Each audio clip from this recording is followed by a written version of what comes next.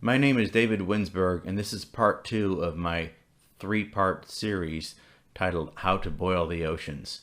I ended part 1 explaining how we would actually boil the oceans and concluded that it was impossible.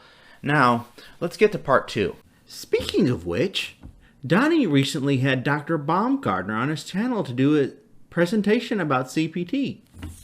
Andrew Coming decided to show up in the chat and mention the heat problem. I decided to engage with him. I saved our conversation in Microsoft Word, and I will now show it to you. Okay, we're going to start with Scriptures and Stones. It says, many years ago I was a fan of Dr. Baumgartner's CPT. However, a chemistry professor later told me about the heat problem. Still tried to hold on to the idea for a while. Then Andrew Coming says, his first comment related to this specific issue, the heat problem is one of many, is definitely one major issue with CPT being taken seriously. Corpse 6 Render says there's a giant heat problem with that. I'm curious to see if he brings that up, Andrew Coming responds. Then I say this, Corpse 6 Render, do you have any calculations that would demonstrate you would be able, this heat would be able to enter the ocean in only 1 year, or do you just assume that? Andrew Coming replies, that much heat wouldn't just enter the ocean in a year, it would boil the entire ocean. I reply, they complain about heat problems. Well, actually, I didn't reply. It was a continuation of my comment. They complain about heat problems, but none of the evolutionists have done heat transfer calculations. To that, Andrew Coming says, the professional creationists themselves have done the calculations. I continue. Andrew Coming, how many watts per square meter? He says, I don't remember the exact number offhand. Yeah, because he doesn't have that number. They don't have that one. Joe Davenport says, didn't happen. No flood. See Gutsick Gibbon, heat problem. I reply to Joe Davenport. She gives joules, not watts per square meter. No heat transfer calculation, which of course is, what I've been saying all along today in this video. The whole issue is heat transfer. And everybody's been ignoring this. And I'm bringing this up and they act like, stunned that I would even say this. Like, what are you talking about? Anyways, Andrew Coming says, what heat transfer calculation specifically? Exactly my response. The critics have not done heat transfer calculations. Only the total amount of heat. That's my point here. Okay? Exactly. Not you need to do the heat transfer calculations. Not that I need to do heat transfer calculations, which I've done, by the way, but the critics need to do the heat transfer calculations. So, yes, I'm kind of throwing back his own statement at him. Joe Davenport says, she's still correct. Plate tectonics is well known. Accreted motion of the continents is impossible, and tons of heat would be needed to remove the plate. Sorry. Andrew Coming is still confused. That's what I'm asking. Why do you need heat transfer calculations? The total amount of energy is enough to boil the entire ocean off at Winsberg Sandbox. Then Joe Davenport says the heat has to go somewhere. Thank you, Andrew. And he's wrong. The heat doesn't have to go anywhere. It can stay exactly where it is. It doesn't have to go anywhere. It does have to be accounted for, though. That is a valid point, but it doesn't have to go anywhere. Okay. So, I respond. Joe Davenport and Andrew Coming. Again, how would this heat get into the ocean? Again, heat transfer calculations, please. And Joe Davenport says, so is the heat still in the mantle? Andrew Coming still doesn't get it. He says, at Winsberg Sandbox, because the ocean is relatively cold, the crust and the mantle below it at that point is very hot. Simple thermodynamics. Well, yeah, duh. Obviously, heat moves from hot to cold, but the question is how fast? So, how much heat is transferred? Okay. I reply, so how long would this take? A day? A month? 10,000 years? No, he continuing to ignore my... I shouldn't say ignore my point. He's not ignoring my point. Continuing to misunderstand my point. He says the Earth would still be molten today 4,000 years later. Let's put it that way. Then Donny pipes up. Good to see you, brother, at Winsberg Sandbox. How's the heat study coming along? I say it's going very well. I hope to have it done soon. I expect the total video length to be about 4 hours. Nice. The more thorough, the better, he says. I continue. I tell him, I said, my main point is that none of the critics have done any heat transfer calculations. They just assume the heat can make it into the ocean. Again, my big complaint here. They just assume you have hot, you flood the ocean with ocean seafloor with all this magma, and you spread all this magma about on the oceanic floor, and then all that heat is just going to suddenly just dump into the ocean like right away. Like it's not going to be a problem. It never occurs to them that maybe, you know, it might take a few thousand years for all that heat to transfer to the ocean. They just assume that it'll happen like relatively quickly. You know, it's going to be a big problem. We're going to boil the oceans, and those going to be steamed alive and all this stuff without doing any heat transfer calculations. Anyway, so, you know, and I tell Donnie this. Andrew Coleman says, what are your qualifications, if I may ask? I ignored that question from him. I don't think I really need to address that. Plus, I've already told people what my qualifications are. They're on my abstract, my degrees and all that. Anyhow. Andrew Coming asks, okay, he says, how would that much heat not reach the ocean? It would melt the crust, let alone the ocean above it. And I reply, that's what everybody assumes, but the math shows that is not the case. He asks a question to that. What math? What geophysics equations? Well, there's 3 heat transfer mechanisms that are, or potential heat transfer mechanisms here that you need to do calculations for. Hydrothermal flow, thermal conduction, and magma convection. Those are the 3 ways to get heat from beneath the seafloor into the ocean. And so I answer his question. He still doesn't get it. Andrew Coming asks again. The magma is already hot compared to the ocean crust. Why would it get hotter? I'm not saying that.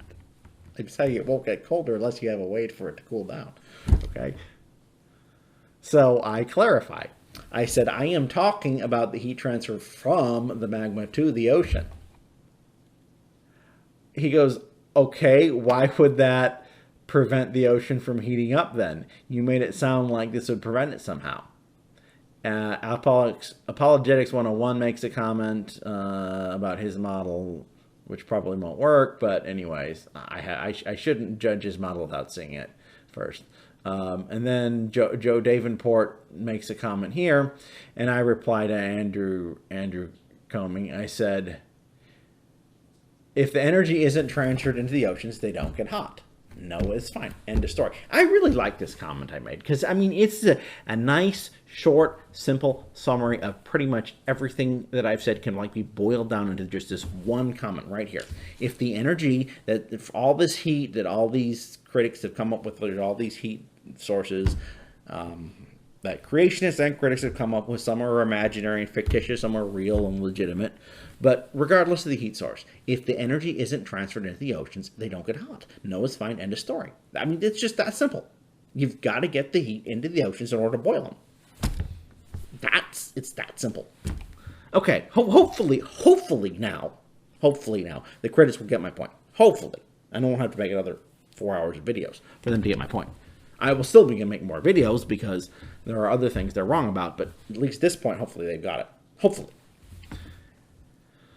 Andrew Comey doesn't get it, at least not at this point here when we're doing the chat. He says, what's preventing the hot mantle and crust from transferring the heat to the ocean, Winsberg Sandbox? You need to explain that. No, you do. That's my point, is what I told him. Right back at him. You tell me how it is that this heat is going to get from beneath the ocean floor into the oceans. Demonstrate that. He says, no, I don't think so. The second law of thermodynamics. No. It doesn't work that way. Yes, obviously, if you have enough time, eventually the heat from beneath the oceans will eventually get to the cooler ocean water and below. And the second law of thermodynamics, yes, is technically understood. But the question remains is how long is it going to take? I mean, is Noah even going to still be alive when this is done? I mean, is this going to take 4,500 years? Or will it be, just a few weeks? Boil the oceans, boil Noah and all the animals on the Ark alive. Which one is it?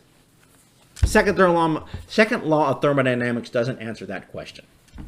This is a rate-dependent process of heat transfer here. Yes, we know heat goes from hot to cold. Question is how fast? How much time does it take? And then Joe Davenport makes a somewhat relevant point. He says there's also a heat problem relating to evaporating enough water to cause worldwide rainfall. This isn't science legends in elementary school. It's a latent heat of evaporation unless you propose violation of conservation of energy. I'm not proposing violation of conservation of energy. Yes, that's a legitimate point, but the Bible doesn't tell how much rain was created during the flood globally. So, I mean, so what? I mean, unless you can show that the Bible says that, so many cubic kilometers of water was evaporated and condensed, and, and you have some sort of math that you can find in the book of Genesis that tells us exactly how much, we don't really have a problem here. We just have to figure out, all we have to do is figure out a way to get around the issue that he said, which is, like I say, it's a valid issue because when water condenses, it does give off heat. Okay, anyways, and Andrew Comey says, good point. Anyways, and yes, he's right. It is a good point, but it doesn't disprove the flood. It doesn't disprove Genesis, and it's really not related to this conversation anyways. I don't know why I decided to talk about this. Anyways, so I continue. I get back on topic here. Andrew Comey, I ask again, how long would this take? A day, a month, 10,000 years? Heat transfer calculations, please. Come on, he can't hand transfer calculations. Now, obviously, he's not going to be able to give me heat transfer calculations in a live stream chat, when there's all sorts of other, even if there wasn't other things going around, you only have a few hundred, I think it's 200 characters, whatever the character limit is. You can't obviously type in detailed calculations here. But, he could refer me to some specific source that has the actual heat transfer calculations, if such said source existed. If maybe one of the evolutionists actually, did a full-blown heat transfer analysis and they showed something, he could just type in see so-and-so video on YouTube or see so-and-so article or whatever. But he doesn't have any source that he can pull up that has the heat transfer calculations. He doesn't. And I continue with the second comment. You are the one stating that we have a problem. So if you say we have a problem, you need to prove to us that the oceans would actually boil within a year. And he says this. He ends this. He says, I don't know offhand. I'm still trying to figure out where the heat wouldn't transfer to begin with. Yes, and other geophysicists and creationists have already done the calculations and admitted the problem. Why reinvent the wheel? We're going to get back to this comment in a second. This last one. I'd never respond to him after that. I made my point, and so I just stopped. That was the last time I responded to that. Then I asked two questions that I wanted Donny to ask Baumgartner, and he did ask Dr. Baumgartner both of my questions here. Now, while this was all going on, I noticed something. There were some flat earth idiots, and yes, I call them idiots, making flat earth comments while we were, because in a live stream like this, you have all sorts of comments and conversations going on, but conversation between me and Andrew Comey wasn't the only one going on. So we had one person making flat earth comments, and I got pretty frustrated with this. So Eric Hardin says, 360-degree polar sun proves we don't live on a rotating sphere. If we lived on a rotating sphere, the sun would move east to west for 12 hours and west to east for 12 hours. Polar sun, round like a wheel. So I just responded a nice, short, simple response. Well, it has to be short, because that's the way the comments are for the live chat. I said, Eric Hardin, I'm a civil engineer. I have done surveying. The Earth is round. I have personally measured its curvature. Please, and that's true, by the way. I have personally measured its curvature. I wasn't trying to, but I ended up doing that it just came out of my cut. Surveying. All right. So I said, please drop this flat earth nonsense. And he says, then you are lying. Stop. You know what? It's kind of, I almost felt like I was talking to Andrew Comey here. Don't believe me. Eric doesn't believe me, and Andrew Comey doesn't believe me. Really? And they had they had a comment to that. Some of the moderators had a comment to this flat Earth stuff. Okay, that is my conversation with Andrew Coming during Dr. Baumgartner's presentation in the live chat. One other thing. I ended my conversation with Andrew Coming with this comment here. He says, yes, and other geophysicists and creationists have already done the calculations and admitted the problem. Why reinvent the wheel? Well, Andrew Coming has been misinformed. Creationists have not done the calculations and have come up with something different than what I have said. Not really. So we're going to address this comment here about other creationists and geophysicists have done the calculations and admitted the problem. And again, we're talking here, my whole conversation with him was not about the amount of heat, it was about heat transfer, and he says that other geophysicists and creationists have already done the calculations. So let's discuss that next. Now, what I didn't know at the time was that 3 days prior to this interview on Standing for Truth, Dr. Baumgartner gave an almost identical presentation on Apologetics 101's channel. Let's hear what Dr. Baumgartner has to say on the issue of heat transfer calculations and boiling the oceans. Well, I do believe the oceans, you had so much magma at the bottom of the ocean as CPT was occurring, that you were putting a lot of heat into the oceans from that contact with magma at the bottom of the ocean. So I'm saying the oceans were heated, and that those hot oceans were the cause of the ice age after the flood. So I'm not diminishing that, what's been claimed about that. I believe, okay. But the amount of heat was not sufficient to boil the oceans away. The oceans still, were liquid water, but right. They got pretty warm.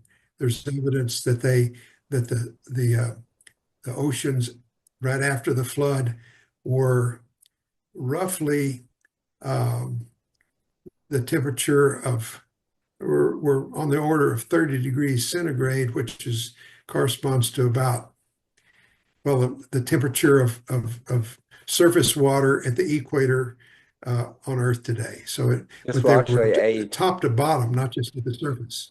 After a question by Brian, Dr. Baumgartner continues with this. Yes, I alluded to the problem of the cooling of the ocean floor. The problem is that rock, silicate rock, as far as its ability to conduct heat, is considered an insulator. It conducts heat very poorly. So if you have this layer of rock at a mid-ocean ridge, and most of the top, say, 50 miles of that rock, it's not that far from its melting temperature in today in the Earth, and also during the flood, during catastrophic plate tectonics. So you're starting with rock at a mid-ocean ridge, not far from its melting point, and then to get to today's world, you've got to cool that rock by something like 700 or 800 degrees centigrade throughout this depth of, say, 50 miles to get it to its present state. And there is a fairly simple equation that you can apply to estimate how long it takes to do that. And let's just say, I remember I did this recently, to cool a slab of rock that's 80 kilometers thick, that would be about 50 miles thick, using the well-verified experimental value for the conductivity of rock, it takes 63 million years. And so there's no way that I know of, no physical law, no physical means that I know of, that one can remove that heat fast enough to you know, to get around that. So, Dr. Baumgartner agrees that there is a heat transfer problem. He agrees that the heat from catastrophic plate tectonics would not boil the oceans. Contrary to what the critics have been saying, most creationists who have taken a serious look at this issue have come to the same or similar conclusions as Baumgartner did here. Andrew Coming has been watching too many Gutsick Gibbon videos, and thus he has been misinformed. And when I tried to tell him that he was wrong, he refused to believe me. Just like Eric Harding, the flat earther. And this is despite the fact that he watched my entire presentation on January 11th. This is why you shouldn't watch Gutsick Gibbon videos.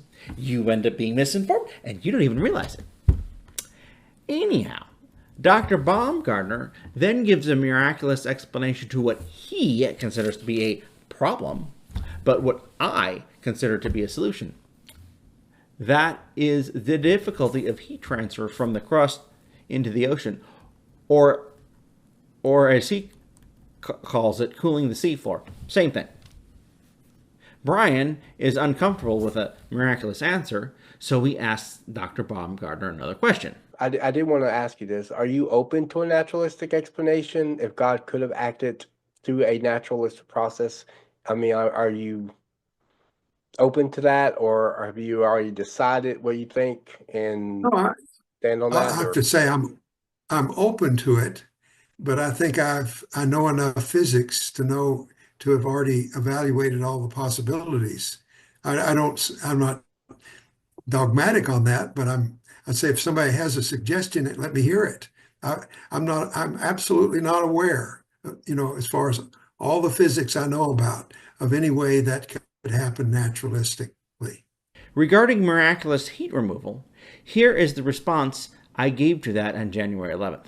So I think that no, you're trying to do like a rigidly scientific response. Yeah, I'm of the opinion that, I heard people talk about miracles to get rid of this heat. I don't see why God would do that. He doesn't need to. I mean, he's not going to remove heat unless it's a problem. And if it's not a problem, he's not going to remove it. Let's revisit my definition of the heat problem again. I would assume everybody's watching this knows this, but the heat problem as it's been described is that most models of catastrophic plate tectonics require that large amounts of hot crustal material would be spread across the ocean floor during the flood, especially the Atlantic Ocean. This would release so much heat as to possibly boil the oceans. Because of this problem, the Genesis flood didn't happen. Thus, the Bible is wrong and evolution is right. Remember that we previously discussed how Dr. Gibbon has an issue with my definition of the heat problems? Never mind that this definition is word for word exactly the same in my presentation as was written in my abstract. Also, never mind that this is exactly what Dr. Gibbon has been claiming for years. Also, my definition of the heat problem was not intended to be all-encompassing, but to briefly summarize the kind of issue that I am addressing. Thus, while I do not say in 1 year in my definition, this is because that is implied. Basically, the reader assumes this, or much less than 1 year, and I'm attacking this built-in assumption. The fact that my definition, boil the oceans and in 1 year, is very limited, is intentional. Even if it can be done, boil the oceans, if it takes 10 years, it is now a post-flood issue. The point is that scenario completely changes the nature of the problem from during the flood and killing everything on the ark to after the flood and killing what just got off the ark. Once the reader understands my point that I am claiming that this cannot happen in 1 year, or at least they should understand my point anyways, this naturally leads to the question of how long would it take to transfer the heat? Addressing this question that nobody has been asking is the entire focus of my work regarding the Genesis flood heat problem. Remember that I am worried about the rate at which the heat is transferred. The amount of heat that is available for heat transfer is less important. So, the point that I was making here, my entire point here, is that in order to boil the oceans, however you want to define it anyways, and we've gone over that, there must be some kind of a mechanism for heat transfer. Heat needs to be transferred from wherever it's being generated into the oceans, so in order to boil the oceans and oceans get hot. if that can't happen, if there's no mechanism for heat transfer, the oceans aren't going to heat up. T-Rock got my point. Mr. Anderson and Dr. Gibbon did not get my point. However, there's another issue here that needs to be addressed before we start talking about the reaction of the critics. And that is the fact that prior to my presentation, I had published 2 abstracts in the 9th International Conference of Creationism. Now, the conference was held in July, that would be 2023, but the papers weren't published until December. And then December 5th was actually when they were published. And then in January 11th was when I had my presentation. That was only a month after the papers from the conference were published. So I assumed that none of the critics had actually read my abstract. Let's listen now to what Mr. Anderson had to say when he first jumped on the open mic during my January 11th presentation. I go by Mr. Anderson on YouTube. I suppose I'm a critic of Donny's essentially. I don't know. I got my start debating Dr. Kent Hovind, and now I've moved on, I guess, to a Mr. Mr. David Winsberg. David, so I read the abstracts to your paper, and I've caught bits and pieces of the debate. I'm sorry that or your presentation. I'm sorry that this is a habit that I'm going to try not to get into, but I wasn't able to listen to the entire thing. So I just want to make sure that I've got my facts straight so that I don't mischaracterize you. Is that all right? Okay. So Mr. Anderson says, as soon as he talks to me, that he hadn't listened to most of my presentation, but that he had read my abstract. Now, 2 abstracts were published, one having to do with heat transfer from the seafloor, which is mostly the conversation that we're having, and the other one was about climate issues. When he said that, I assumed that he had only read 1 abstract and he didn't realize that there were actually 2 that I had written, because he acted like he didn't understand what was going on, and it didn't seem right to me that he would have read both my abstracts and have been confused. So when he said he hadn't listened to my presentation and he started asking questions, I assumed that he was asking questions that everybody else already knew the answer to. I found out later, obviously, that that was not correct. But at the time, I just assumed that he was answering questions that everybody else already knew, and so I just answered his questions. Didn't occur to me that there was actually a fundamental misunderstanding of what I meant and what I said, and it wasn't just limited to Mr. Anderson. I also didn't realize that the critics had all read both, not one, but both of my abstracts. Let me explain what I mean by this. Let's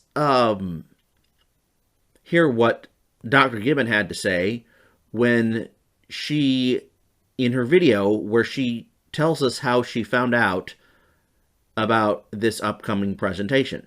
Now, I actually found out about this presentation from Standing for Truth, who showed up in my live chat during my triple release covering like the Robert Carter, Jeffrey Tompkins stuff recently. And he shows up and says this: "We solved the heat problem and we'll be having an open mic debate on the numbers for January 11th at 7 p.m. EST. Be there, critics. Heat problem. Yes, solved." No, I immediately responded to him, and I was like, if this is about those 2 recent ICC papers, then it's not really a solution to the heat problem. It's addressing a very particular aspect of heat produced. So while working on this video that I'm making for you today, when I heard that, I thought she was lying. Yes, I actually thought Dr. Gibbon was lying, that she hadn't actually read my abstracts, because it didn't make sense to me how somebody who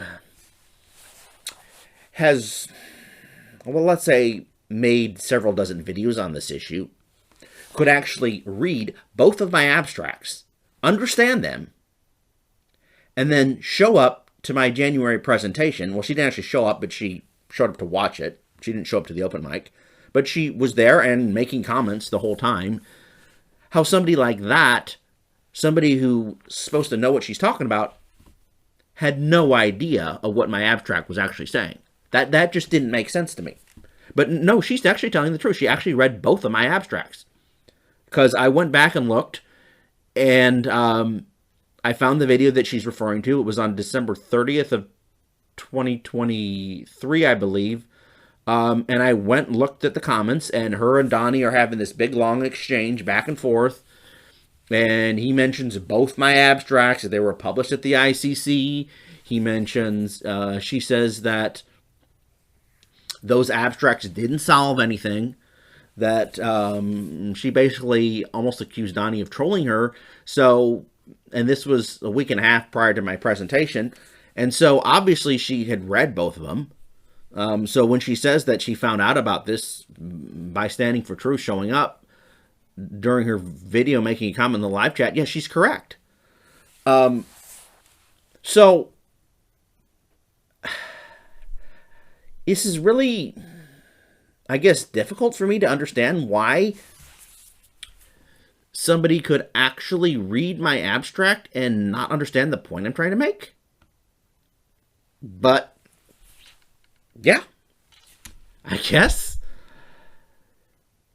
But later, while I was looking into this, I found one clip that might help explain what's going on. Let's go ahead and play that clip. This is from September of this year.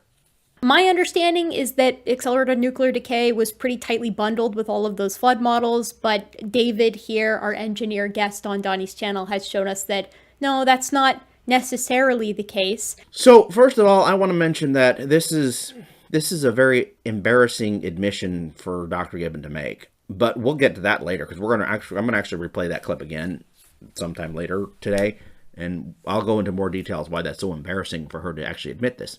But that's neither here nor there for right now. The point I'm trying to make here is perhaps she read my abstract, looked at it through the lens of accelerated nuclear decay, and that may be why she showed up to my presentation thinking that the abstracts didn't solve the issue. So I have two abstracts.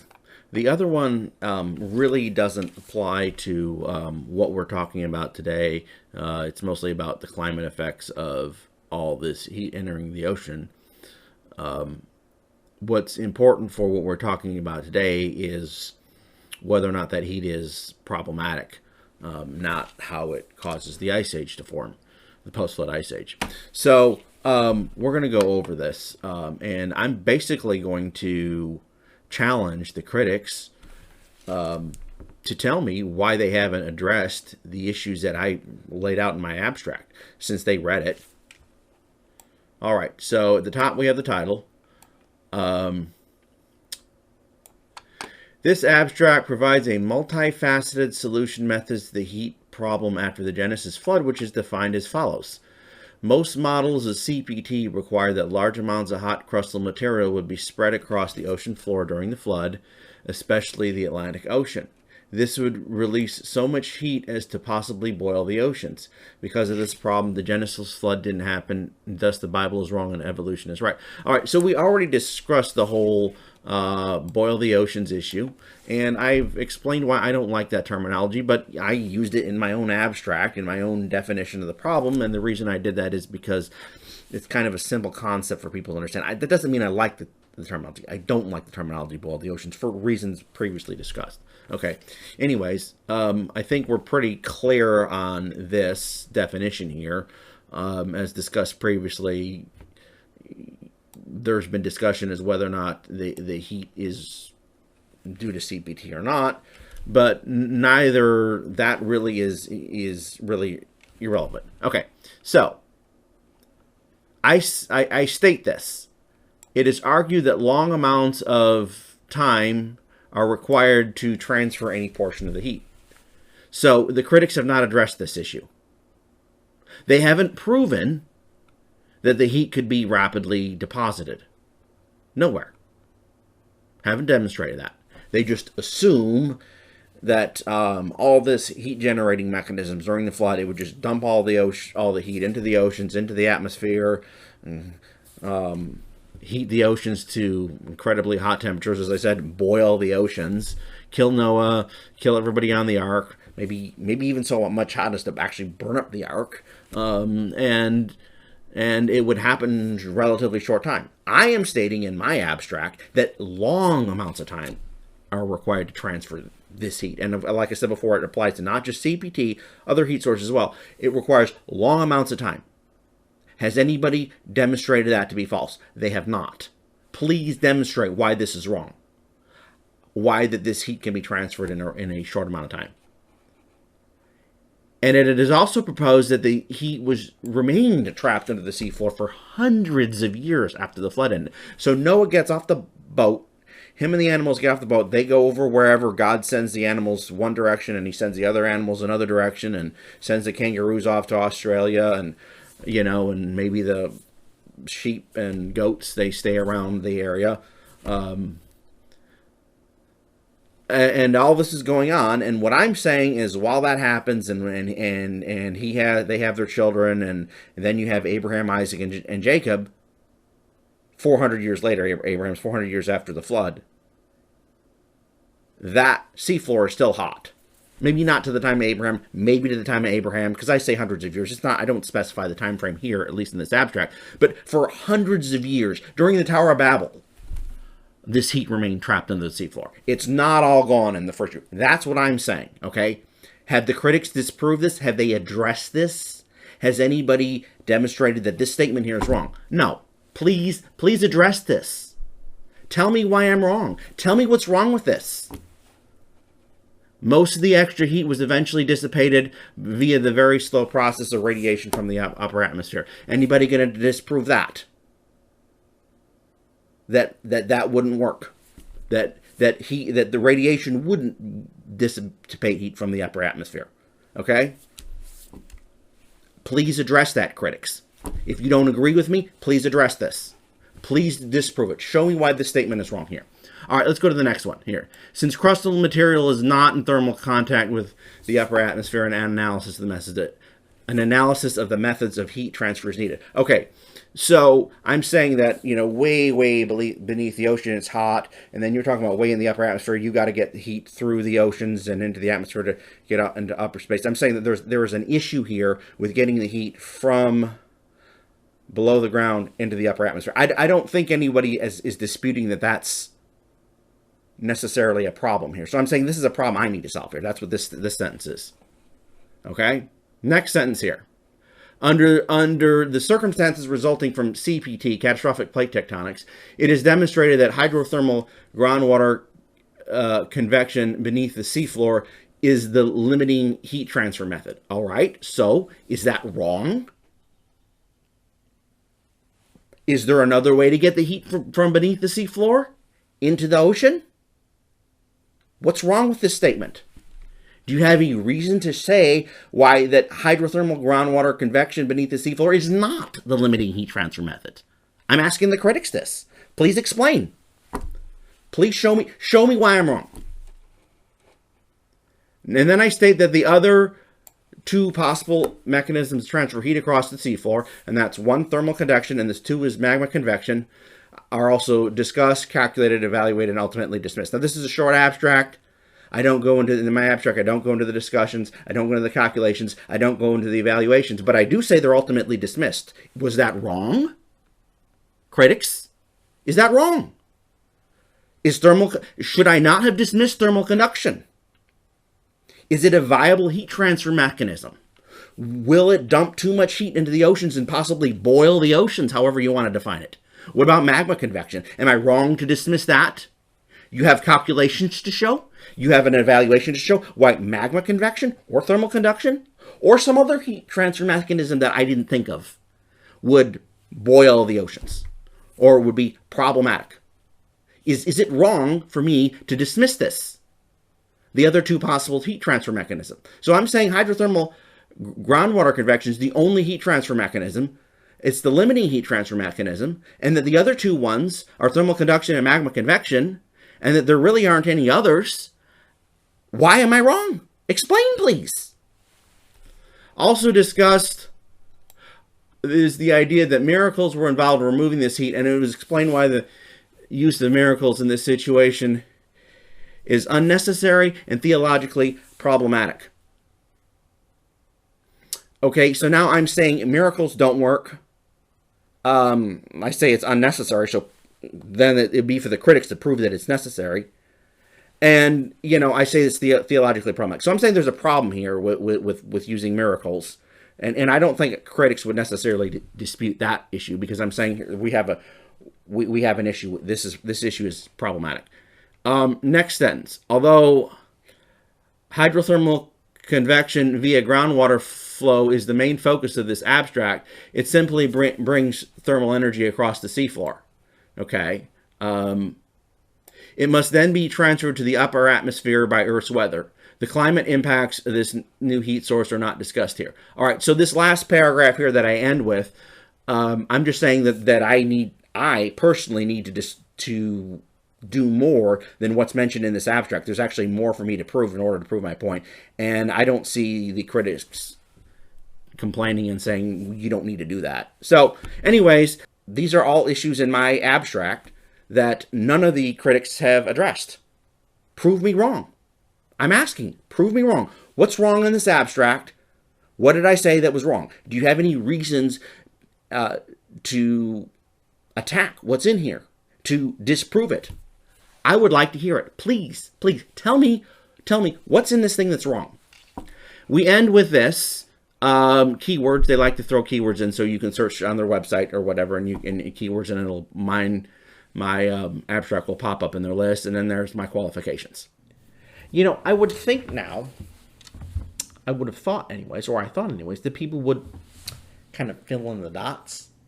So just because I'm talking about heat from CPT, regarding to hot material being placed on the seafloor, and I'm saying you need to solve for heat transfer issues, I would think that people would kind of connect the dots, fill in the dots, understand that that's also true for other ways of heat to get into the ocean, not just from the seafloor. I would have assumed that they would have just got that, even though I didn't necessarily specifically argue that, because that's logically follows. No, they didn't get it. See, I intentionally do a very, very narrow definition. One thing that creationists have been accused of, I don't know if you've noticed this, is called the Gish Gallop. We make all sorts of wide claims, and we dump a bunch of claims on the evolutionists, and they're all all over the place, and they're not really well nailed down or very precise, and so it's very difficult for the evolutionists to address every single one of them, because we just keep adding more and more stuff. It's a Gish Gallop, and we've been accused of that. And I'm intentionally trying to do the opposite of that here. I'm talking on a very narrow issue. I'm saying this is a very specific solution to a very specific problem. Boil the oceans, heat from CPT in the year of the flood, and I'm using that as a way to explain how to solve that and how to deal with that issue. And somebody who gets my point and understands my explanation should be able to also understand that corresponds to other nearby surrounding topics. And I would have assumed that critics or creationists would have got my point. And T-Rock got my point. And Donny got my point. And Mr. Anderson and Dr. Gibbon did not. So anyways, it is what it is. I'd also, by the way, I would assume they would understand. They would read my abstract, understand what I'm saying, understand how it applies to issues outside of what's specifically written in that abstract. Anyhow, they didn't get my point. Hopefully they do now. If they think I'm wrong, if Dr. Gibbon thinks I'm wrong, and she doesn't agree with what my abstract says, she needs to do her own math and to show it. Anyhow, I am not the only creationist whose explanations have been ignored by skeptics who either refuse to or fail to address my arguments. Michael Ord also has this problem. Let's hear him explain how the secular community responded to his work. Right, because in your presentation, you said at the end of the flood, we as creationists, according to our model, we'd start with zero ice, and then the ice would build up throughout the ice age that lasted roughly 700 years. Yep. And so it'd build up rapidly.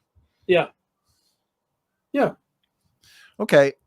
Well, we dealt with those points. And this is what I love is from what I've seen in your two presentations here, Mike, you've addressed their major points on this issue, but I haven't really seen a good counter or rebuttal to the model that you're presenting. Have you, Mike? Have you seen? I haven't.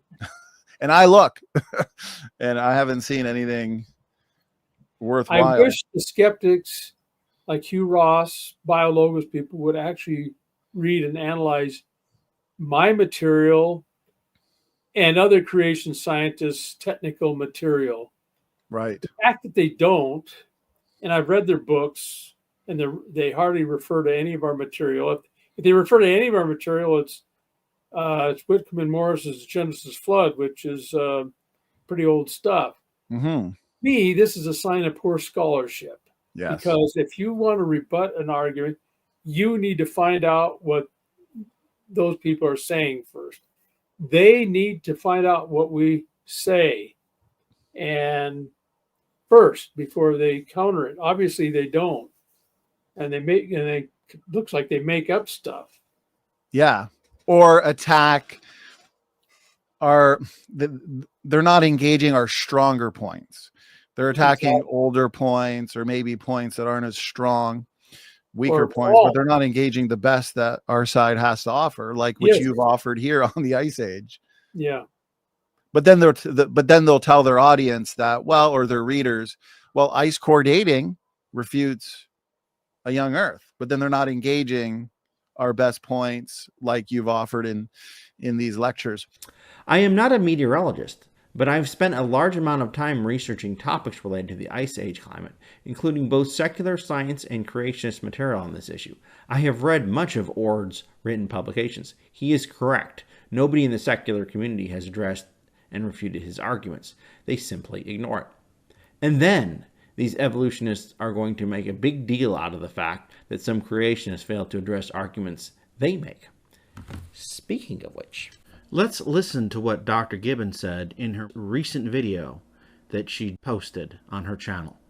Now, Donny's strategy with regard to young Earth creationism can be boiled down to, in my opinion, a single little phrase. And that phrase is, it doesn't matter what your answer is as long as you have one. Which means that he creates a whole lot of videos that are these responses or debunks of evolutionary biology or ancient Earth-based content that's meant to sort of reassure the flock or his followers that an answer has been provided, and nobody really cares what the answer is so long as it is sort of the last word on the topic. That way he can be like, well, evolutionists say that this thing debunks young Earth creationism, but I've already responded to that. And then when you go and look at the response, it's like, although we may not know the source or the mechanism behind the supercooling, perhaps it is supernatural. Hey, I just thought that I'd get on here and share my thoughts.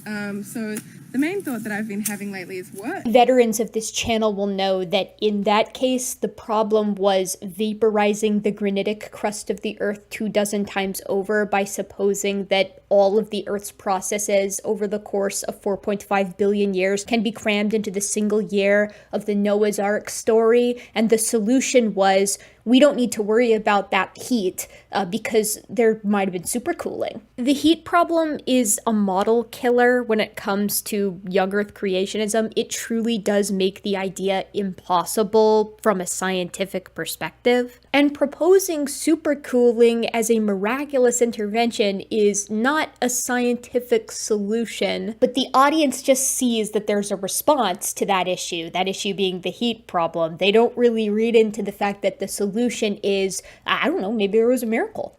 Regarding Donny's behavior, I have watched hundreds of her and Donny's videos. And I do agree with Dr. Gibbon that Donny's attempts to resolve the Genesis Flood heat issues prior to my January 11th presentation anyways, have mostly been worthless. I agree with her on this.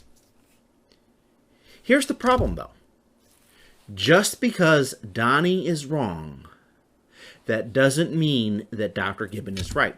It doesn't work that way. I'm sorry, it just doesn't. Let's watch another clip where Dr. Gibbon is complaining about the actions of some creationists that she doesn't like. It's like, because I started this whole gig on Reddit and the debate of the community, and it's a sad deal that the guys on Reddit are better at this than the YouTube guys, and even some of the professionals. They actually go out and try to find a way to support what it is that they're saying. They're not good at it, but they're better at it than the ones that are here on www.youtube.com. Yeah, sometimes I feel like, man, I could come up with better creationist arguments than these guys could. You'll only get better at that. It's just you'll only continue to get better at that. The longer that you kind of play around in this sandbox, the more that you realize, and this is another biggie, the arguments will recycle themselves. So in a couple years, you'll see what they were saying now, and they're saying the same thing again. They retire it for a little bit, and then it comes back into fashion. So this is exactly what is not going on here. I have come up with a new concept. We're not rehashing old concepts. In fact, I would venture to say that I'm coming up with a concept that nobody, I repeat, nobody has ever came up with before. I'm serious. This is a brand new concept. We're not rehashing old ideas that have already been addressed. This is a completely new project, a completely new concept. This here is a printed copy of my abstract. If you can find anyone who came up with the ideas here, or who mentioned the ideas, all the ideas that are found, or most of the ideas that are found in this abstract, I will eat this piece of paper. I'm serious. I know what I'm talking about. Nobody has come up with this before. This is a completely new idea that I came up with. Find me somebody who came up with the ideas that are in my abstract prior to July 2023. You're not going to be able to find it. Let's watch another clip where Dr. Gibbon complains that Donny is refusing to address her arguments. Keep in mind, when she says monkey for bananas, by the way, she really means standing for truth. It is an insult. You know, I think that kind of comparison of please be on my channel and debate one of my guys versus I hate you and you're worthless makes for an interesting dynamic, because this is how Monkey for Banana is. His behavior is erratic. One day he's nice, the next day he's acting like this. And this is one of the main reasons why I won't go on his channel and support it. I don't feel the need to platform someone like this.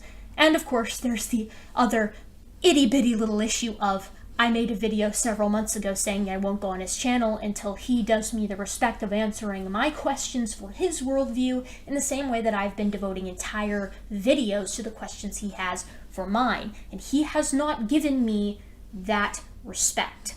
The entire issue was he'll say claim A, I'll say claim A doesn't work because of B, thing B, and then he will reassert A without addressing the critique B. That's what the videos that he's claiming are responding have been. This is probably her biggest complaint of Donny and Standing for Truth Ministries. And this isn't the only time that Dr. Gibbon has said this.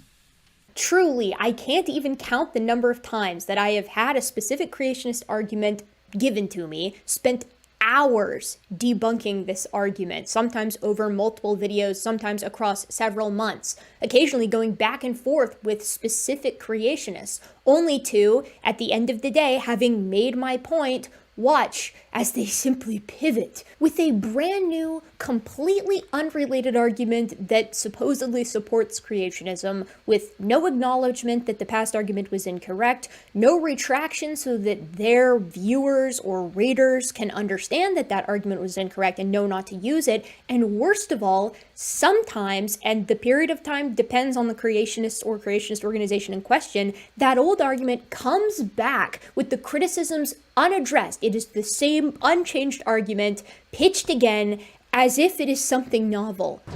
And here we go. I hope you're hungry for nothing.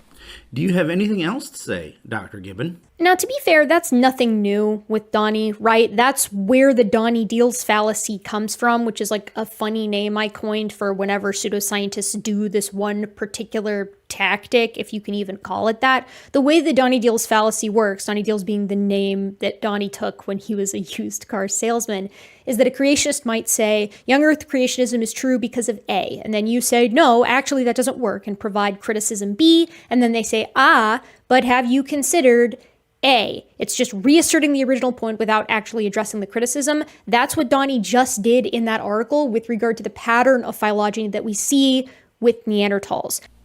I think it would be a good time to replay that clip again about what a Donny deals fallacy is.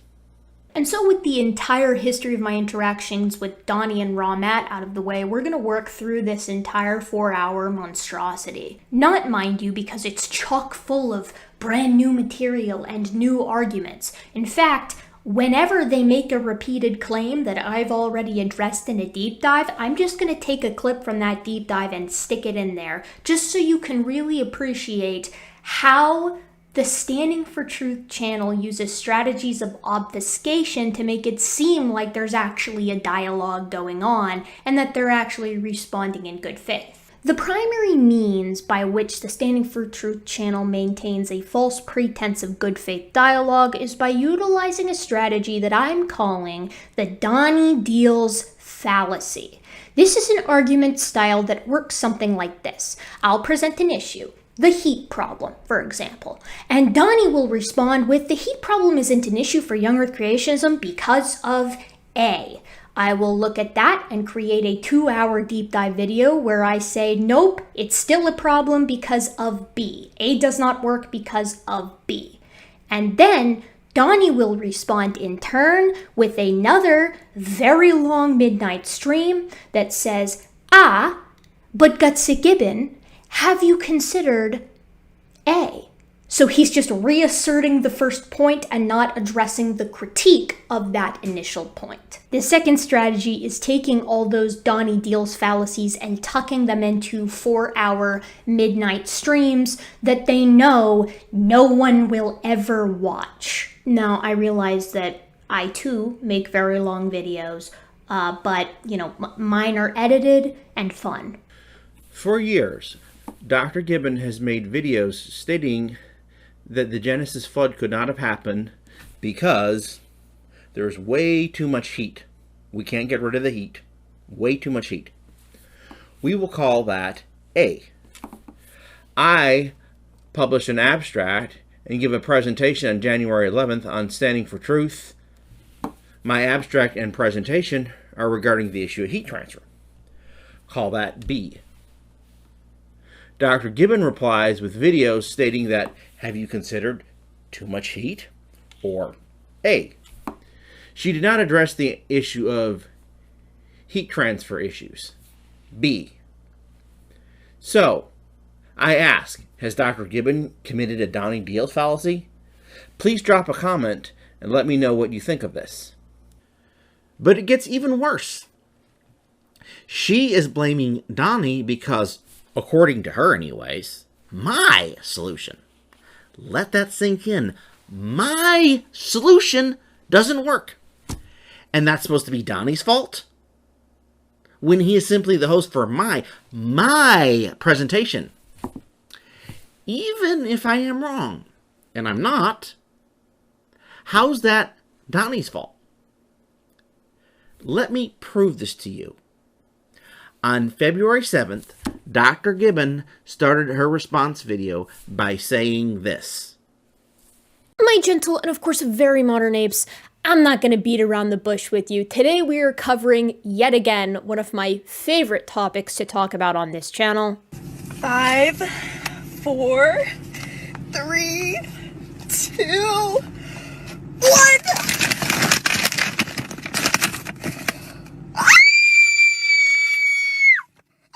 Yeah, that's right. We're suckling from that teat again. Well, I'm glad to hear that this is your favorite topic to talk about. You are about to get a lot more videos from me about the heat problems. Eventually. Whenever I get around to it anyways. Anyhow, continue talking, Dr. Gibbon. But what you have to understand is that I'm a channel that goes over debunking pseudoscience, right? And that includes young Earth creationism. In fact, a lot of the times, that's what we focus on here. And seeing them try to solve this problem over and over and over again, unsuccessfully, is an endless amount of content for me. I get to cover it every time. Today we'll be visiting some familiar characters up to their old tricks again, trying to posit that they've in fact solved the heat problem, I guess treating the problem like it was simply unsolved instead of one that is unsolvable. I made like 3 videos on this subsequently in a row, and they still don't get it. They, of course, is the Standing for Truth channel. Notice that she says that Donny in Standing for Truth hasn't solved the heat problem. She does not say that David Winsberg hasn't solved the heat problem. Regarding the comment that it isn't unsolved, but that it is unsolvable, I will get to that topic later, because it is important, so stay tuned. Anyhow, she isn't done bashing Donny for having me on his channel, so let's hear what she says later in her response video. I think this is why the YouTube creationists like the Standing for Truth channel are so reticent to just say that it's miraculous, and as a result, they have touted to have solved the heat problem like over and over and over again for the past several years. And each time they've proposed a solution, it has fallen flat on its face in an embarrassing fashion. Sometimes they'll even go back to previous solutions, quote unquote, that have already been debunked. Unless we are talking about accelerated nuclear decay heat, Donny hasn't done this since January 11th because he doesn't need to. Anyhow, let's hear some more from her response video. The way I see it, if they can repeat the same arguments, I can repeat at least some of the same jokes. I'd show a clip from my previous video on the subject where I scroll through some of the many videos that Donny has released titled like Heat Problem Annihilated or Endgame for the Heat Problem, but the audio is really bad. And actually so is the video, so I'm not going to subject you to that unless I feel that it's necessary. But my point then was, it's a bit strange, isn't it, to have so many videos that are like the final annihilation of the heat problem, endgame for the heat problem, and then like they're never the actual last video on the subject, because each time that a solution is proposed, it's shown to be wholly inadequate by multiple orders of magnitude. Okay, so you're correlating Donny's previous actions to my January 11th presentation? That, to be fair, was on his channel. Got it. Continue, Dr. Gibbon. Oh yeah, and remember that time in the same video when he said that if he received a sufficient debunk to his latest idea, which was like the fission tracks and helium and zircons thing, which I spent quite a bit of time on, that he would own that there's actually a heat problem? If I get a sufficient response to that, I'll admit that currently there's no solution to the heat problem. Now, I didn't ever think I was going to actually get that admission from Donny, that there's no solution to the heat problem. I think that he just thought his helium and zircons and fission tracks argument was like so good that he was like, haha, I won't see any consequences for these actions. But I think there's something extra pathetic about continuing on with these like goofy hyperbolic titles about like how crushed the heat problem actually is when the situation is so dire. And like, I'm not sure if these are being put forward because they think like the audience turnover is fast enough that whoever's currently hearing it will not know that this has been debunked, or if they just don't care. But like, guys, in fact, here's a list of all of those potential solutions that I'm still hearing being brought up by you guys that I have already debunked using other people and other sources, right?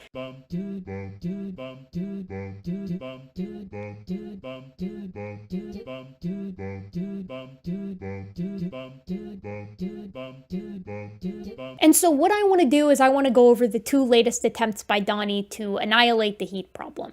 This is fun and easy content to me, and I just kind of wanted to make this to remind Donny, as well as those audience members of his that, like, sometimes watch my content, that, like, no, you haven't solved the heat problem. You know you didn't solve it, but, like, you're still saying that you did or you might have, and, like, you're also reusing old ideas that still don't work. Basically, I made this video to make fun of you and embarrass you a little bit. No, the only thing you did is that you demonstrated that you didn't understand the point I was trying to make. You haven't proven anything at all. How is that embarrassing for Donny? There's some people out there who don't like when I get mean like this. They don't like when I like make fun of people. They think that it's kind of hateful and mean-spirited. It is. Yeah, it completely is. Just a reminder that it costs $0 to be nice. How much, what is it to be an asshole? I can Venmo you.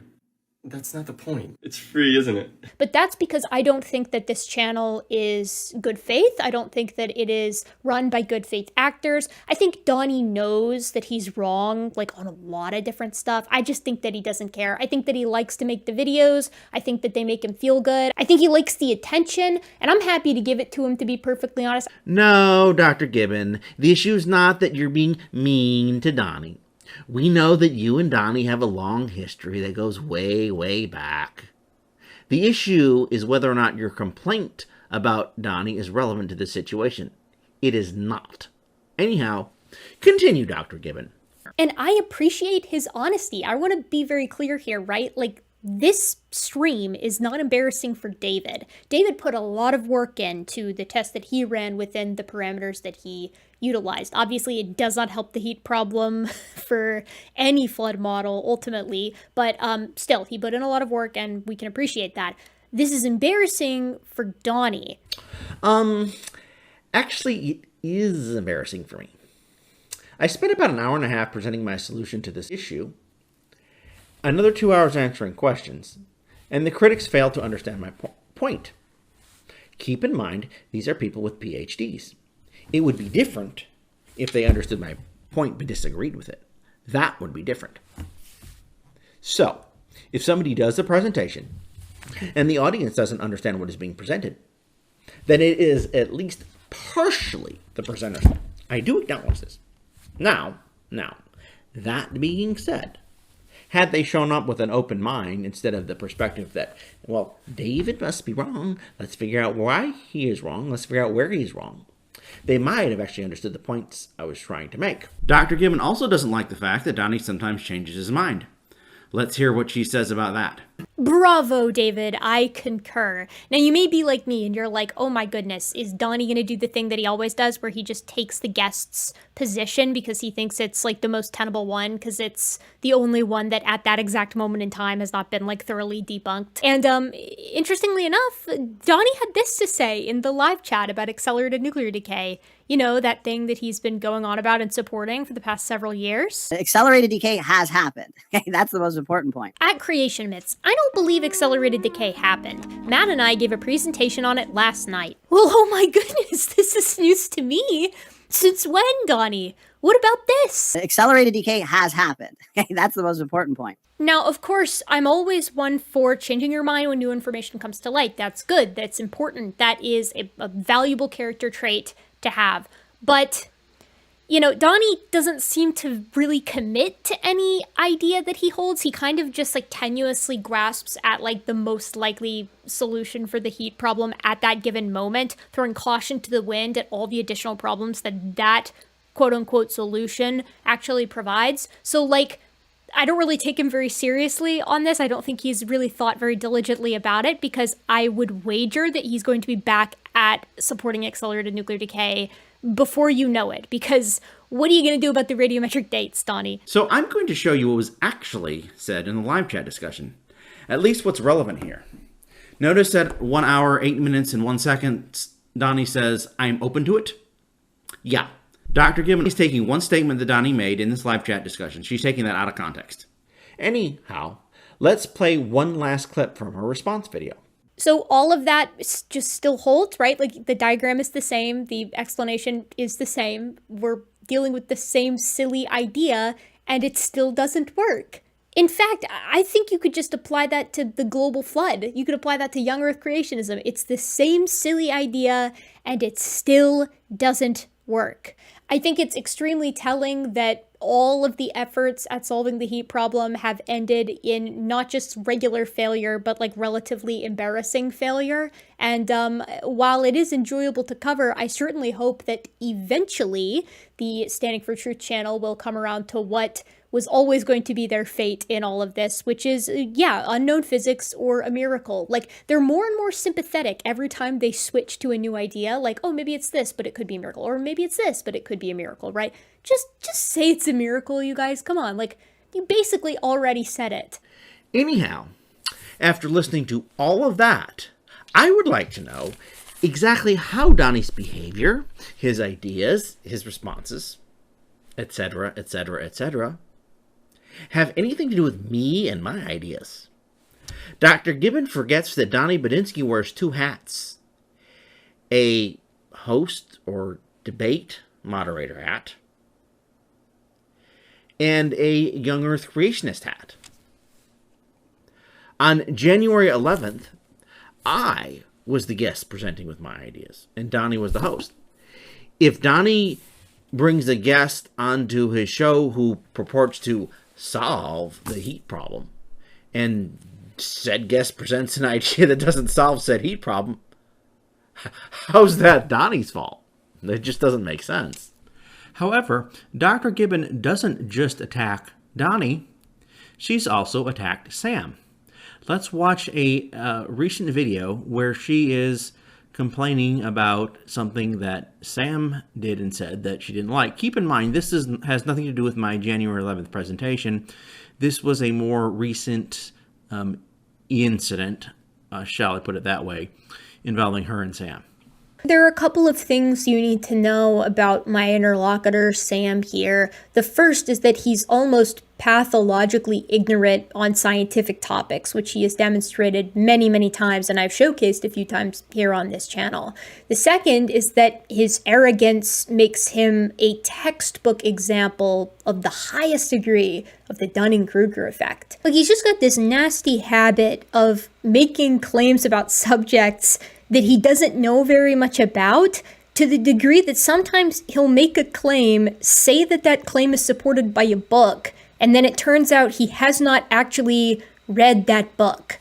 Later in the video, she says this.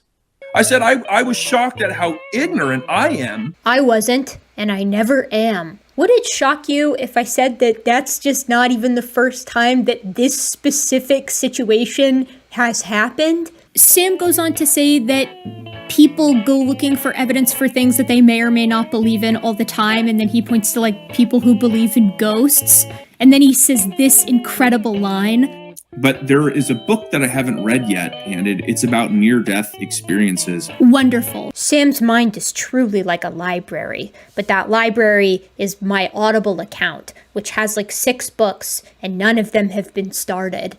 Okay. So, let's see if I get this straight.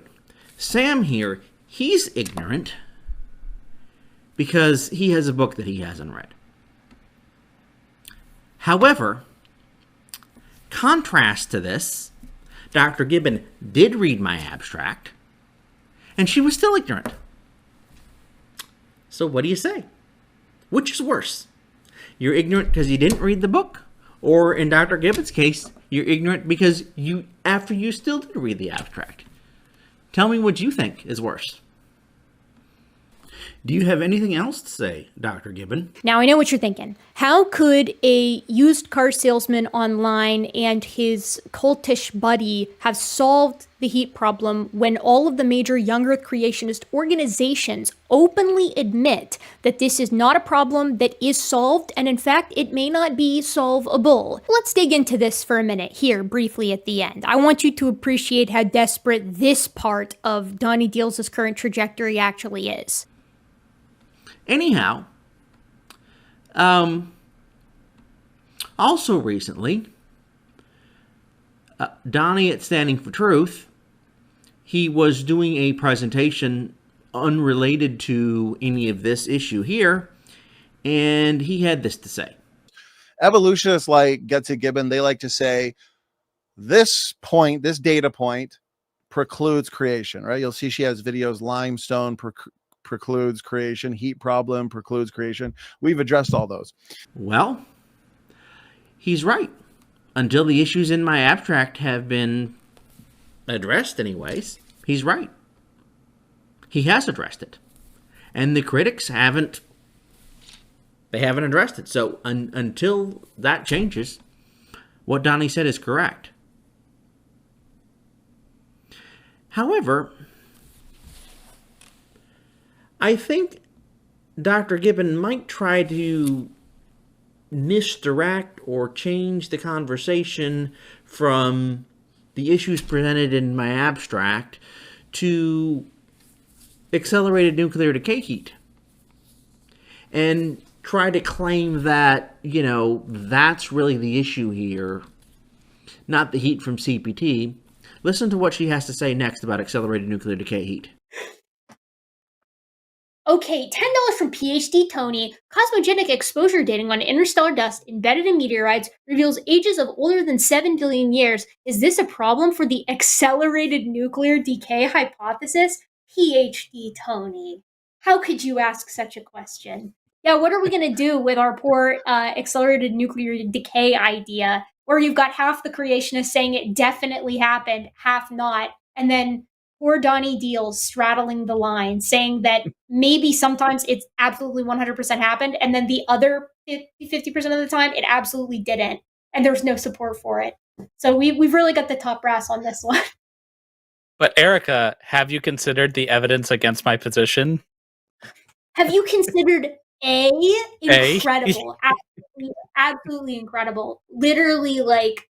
And you know, I want it out there. My prediction on this, and you know, that's the gold standard of science. My prediction is that the very next time that this conversation happens with someone who isn't that David guy who was on the show like a while back, he's going to be back to the accelerated nuclear decay, because all of the major creationist organizations are white knuckling that idea, because it is the only way that they can even begin to explain why every single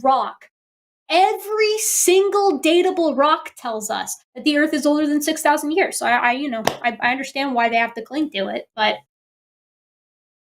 you got to pick radiometric dating problem or heat problem. You got to have one. Now, Dr. Gibbon does have a valid point. However, keep in mind that accelerated nuclear decay is not needed to explain how the flood happened. It is needed to explain when the flood happened. There is a big difference between the two, and she should know this. Dr. Gibbon's statement of you have either a dates problem or a heat problem, pick one, conflicts with her claims about all the other sources of heat that she is still claiming are problematic, none of which have anything to do with accelerated decay. Speaking of which, my understanding is that accelerated nuclear decay was pretty tightly bundled with all of those flood models, but David here, our engineer guest on Donny's channel, has shown us that no, that's not necessarily the case. Okay.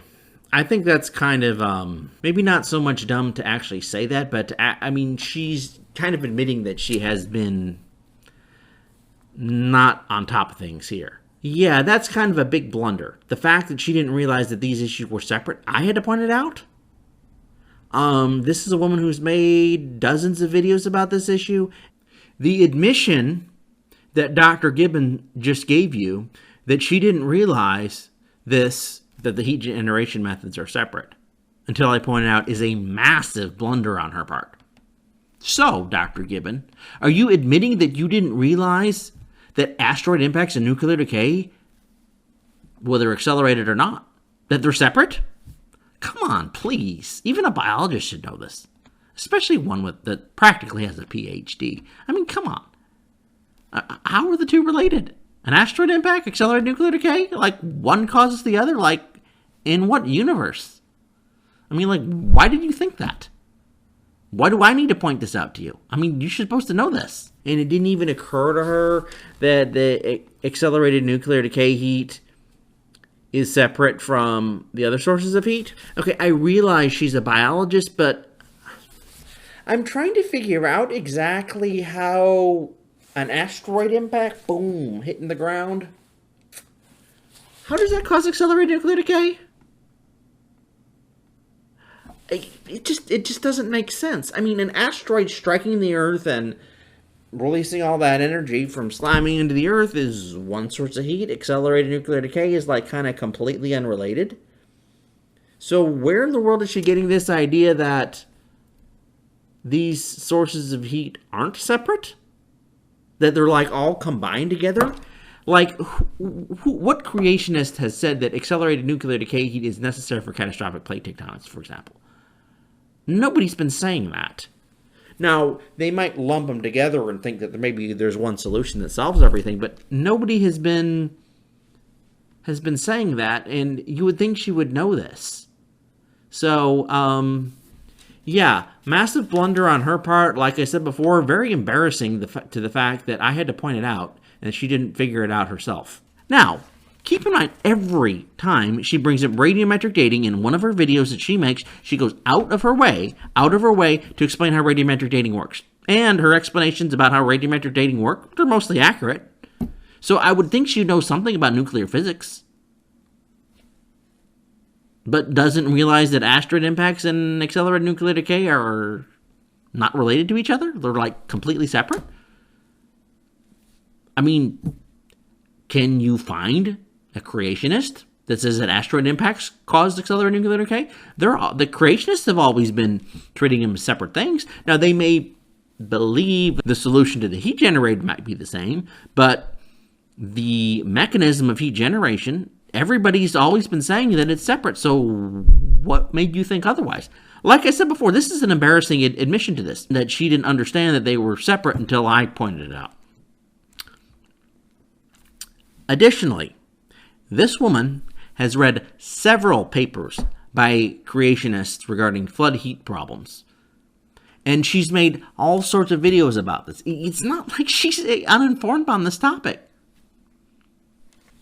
And not only has Dr. Gibbon made several dozen videos about heat issues from the Genesis flood, she has also read several dozen papers by creationists regarding this topic, discussed them, given her inputs on it.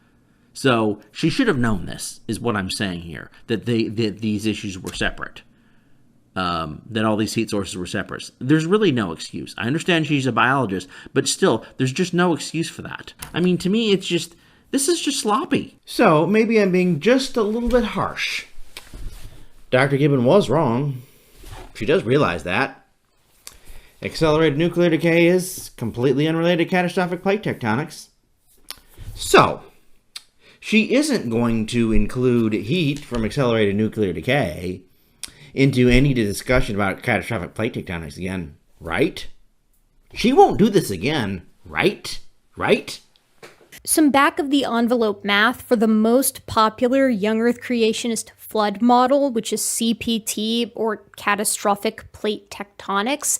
This amount of heat release, adding all of that stuff together just for the past 500 million years. So we're allowing God to create most of the geologic column to look old, or to accelerate nuclear decay during the creation week. We're only concerned with the geologic column that contains life. The amount of heat released for all of the processes within the past 500 million years is equivalent to every cubic kilometer of the Earth getting its own 48 hydrogen bombs setting off inside it. The vast majority of that heat is due to accelerating that nuclear decay, which is what makes what Donny says in this article so funny to me.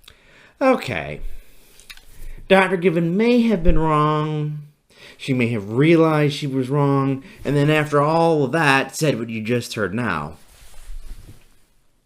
But it's not like she did this multiple times, right? Heat problem-wise, this is going to run you about the equivalent of 48 hydrogen bombs per cubic kilometer. That is way too much heat to get rid of by any natural means, and for this reason, the overwhelming majority of creationists who believe in catastrophic plate tectonics appeal to a miraculous intervention on the part of God himself to get rid of all that heat. They appeal to a miracle. Let's listen to something that Dr. Gibbon recently said on Skep Talk. $5 from Ice Claw, 526. Love you guys. Wanted to ask though in case I'm confused. I thought the old long mountain range from the supercontinent was the Appalachian. Did I say it was the Rockies earlier? I think I might have said it was the Rockies. I think I said it was the Rockies. It's the Appalachians. You're completely right. Absolutely 100%. I think I must have just been in such a steamed rage that I forgot my basic flipping mountain ranges here in the United States, but you are absolutely correct. Yes, the Appalachia. And I should have known too, because I said it and then I said where it was. And that's not where the Rockies are. That's where the Appalachians are. So that one's on me. Thank you for catching I have to me. admit, you said it. Honestly, you said it so convincingly. I was at that moment thinking, "Oh, I guess the Rockies go all the way to Greenland." Well, I'm glad I said it convincing. I mean, the Appalachians do is the thing. I just said the wrong. I said the wrong thing, and I was like thinking in my head. I was like, "Yes, this is because it's one of my favorite facts about the Appalachians is that they're so old and that they're inadvertently responsible for part of the Ordovician mass extinction, and that they've been weathered so much and they extend for so far that, like, I guess I just like blinked. I just like totally brain farted and got the wrong mountain range. So that one's. I'm glad I was convincing with it. You guys should all. That should be a good warning for you guys. When I say something convincingly, that does not mean that I'm saying the right thing. I agree with her. We should not trust Dr. Gibbon when she says something, even if she sounds confident. I totally agree. Especially if she is talking outside her area of expertise, such as maybe heat associated with the Genesis flood, or even thermodynamics in general. What you need to realize is that I have a problem here. I would like to attack Dr. Gibbon's credibility since she has put out lots of material defending evolution, and she has a large audience. However, the issue here is what I am trying to do is simultaneously argue both that Dr. Gibbon's on the heat problems are full of errors that she should not make because they're so obvious she should know better. And I'm also simultaneously saying that this person is completely ignorant on the topic because she's a biologist who has decided to discuss a thermodynamics issue. So, these two problems here, one, that she's ignorant, and two, that she should know better, are mutually exclusive and contradict each other. So anyhow, that is the problem I face. Next, we're going to hear from a clip where Dr. Gibbon is attacking some creationist who is defending Tompkins. But he did take a while in a couple of cases to publish some of his corrections. Now, one thing that happened, though, was one of his chimpanzee-human similarity estimates that he did. Oh, by the way, he's a plant geneticist, and one of the things that Erica criticizes, he's not a human or ape geneticist, so he doesn't know what he's doing. No, he's a geneticist. First of all, I think it's really humorous that Rob is getting mad that I insinuated you can't talk out of your field of expertise, because this is something that gets leveled at me all the time by creationists whenever I talk about genetics, by the way. But no, that's not actually what I said. What I did in my video is I noted that Jeffrey Tompkins is a plant geneticist, and that might be one of the reasons why he's had so much trouble with getting accurate results within his mammal comparisons, a human versus a chimpanzee. I'm trying to assign his inaccuracies, his shoddy work, to ignorance rather than deceit. And I'm trying really hard to do that, Rob. Well, unlike Dr. Gibbon's issue with Tompkins, I do not have to try very hard to prove that her incorrect statements are out of ignorance. It's very easy to do. So the problem here is Gutsick Gibbon is talking about thermodynamics. She is a biologist. She doesn't understand thermodynamics. It requires knowledge of physics, chemistry. So I asked the question, is Dr. Gibbon really qualified to discuss thermodynamics and related concepts such as heat from the Genesis flood? Does she have the necessary expertise to do that? Before I do that, though, I want to refer to a post she made a while back on Blue Sky. In this post, she says, "Imagine discussing biology without references to its foundational concept." Most creationists are going to attack that, of course, because the idea that evolution is the fundamental concept in biology is absurd to most creationists, but I'm not going to discuss that today. That's a different discussion I don't really care to get into right now. It's the next sentence that she says that I'm going to attack. We're removing references to gravity from Introduction to Physics. No. Gravity is not the foundational concept of physics. That is false. The foundational concept of physics is calculus. It's no coincidence that Isaac Newton, who invented calculus, I'm not going to get into the whole Leibniz versus Newton controversy, that's, again, a separate topic, but that Isaac Newton, who invented calculus, also invented physics, or discovered it, I should say. The two are linked together. Calculus is the fundamental concept of physics, not gravity. Why do I say this? Because, frankly, I don't think she really's had physics taught right. And I'll get to that in a minute, but let me explain what I mean by physics taught right. All across universities, all across the United States, even the world, they teach physics without its fundamental concept, without calculus. Yes. I'm not blaming the universities for that. I understand that some people have difficulty with calculus, but whether that's right or not, or, you know, whether it's justified, I guess it's justified. You really can't understand physics without calculus. So what all does this have to do with Gutsick Gibbon being ignorant? Let's replay that video clip I played earlier, where Dr. Gibbon explains her credentials. But today I'm going to start off a little bit differently. I'm going to start off with my credentials. My name is Erica. I teach Introduction to Biological Anthropology at the honors level at my local state university. I got my BSA in pre-professional animal science. This is the pre-veterinary track back in 2019. And I also picked up minors in biology and one in anthropology. After that, I went to London and got my Master's of Research at the University of Roehampton in primate biology, behavior, and conservation. And I am currently a fourth-year PhD candidate in biological anthropology. I'm hoping to get my doctorate here in the next year or so. In my undergraduate career, I did fieldwork on civets in Thailand, and in my graduate career, I've done paleoanthropological fieldwork in Kenya on early Miocene hominoids. I've presented at the AABAs every year that I've been in graduate school, and I've spoken at several conferences outside of my academic life. But she also said something interesting in that video. She said that she was presenting at the AABAs. Interesting. I wonder what university she's from. Hello and welcome, my gentle and of course very modern apes, and welcome to my home presentation of the poster that I showed at the American Association of Biological Anthropologists Conference this past week in Denver. I'm really excited to show this to you. Here it is. It is physically real.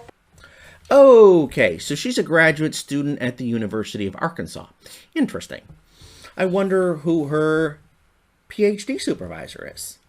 So I thought this was, I hope that this was interesting. I thought this would be fun to do, and I hope this was interesting for you. My acknowledgements are, of course, to my advisor from the University of Roehampton in London, Todd C. Ray, as well as the University of Roehampton as a whole, Harry Marshall, who helped me with my statistics. And I really want to thank Michael Joseph Plavkin,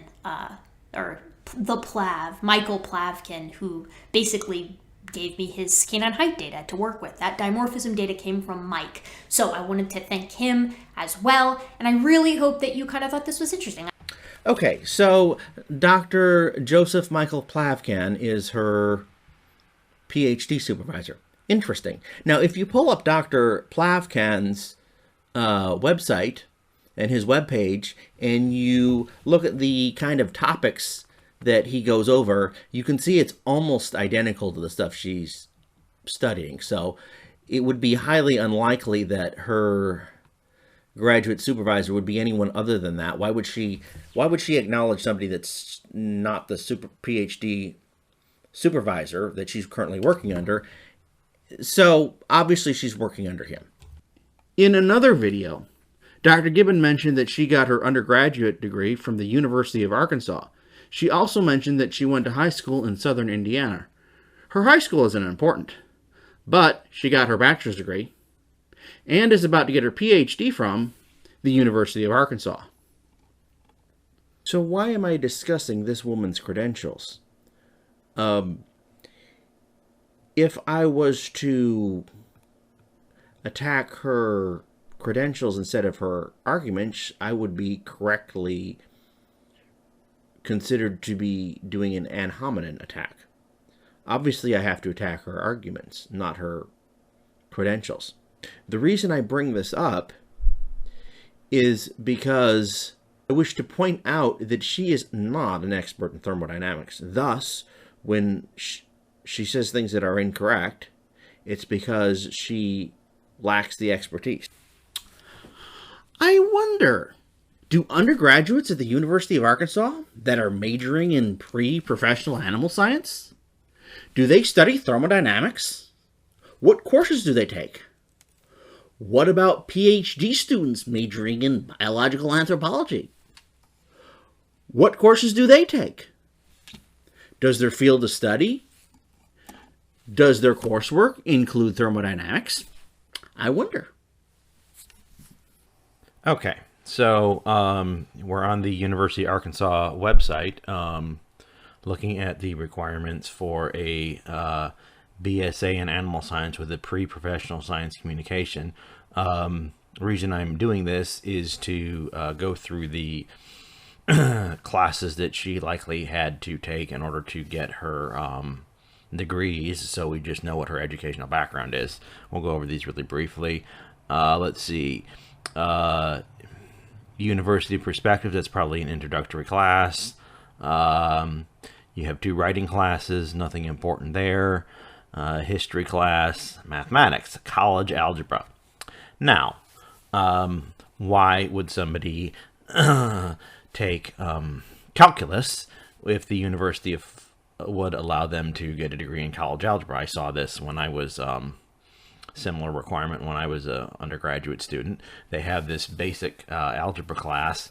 I don't necessarily know what that is, but I know it's not calculus, and nobody is going to take a higher level class if it's not required for their degree, even though, you know, you could probably take calculus and they would accept it. Why would anybody take a harder class? That's just, if you're a poor student, you're not likely to pass it, and if you're a good student, you may not get an A, you may get a B, or if you're a student that would likely get a B, you get a C instead. You just take the easy class. Okay, so college algebra. There's a biology class. Looks like there's 2 biology classes. Chemistry. Let's click on this one here.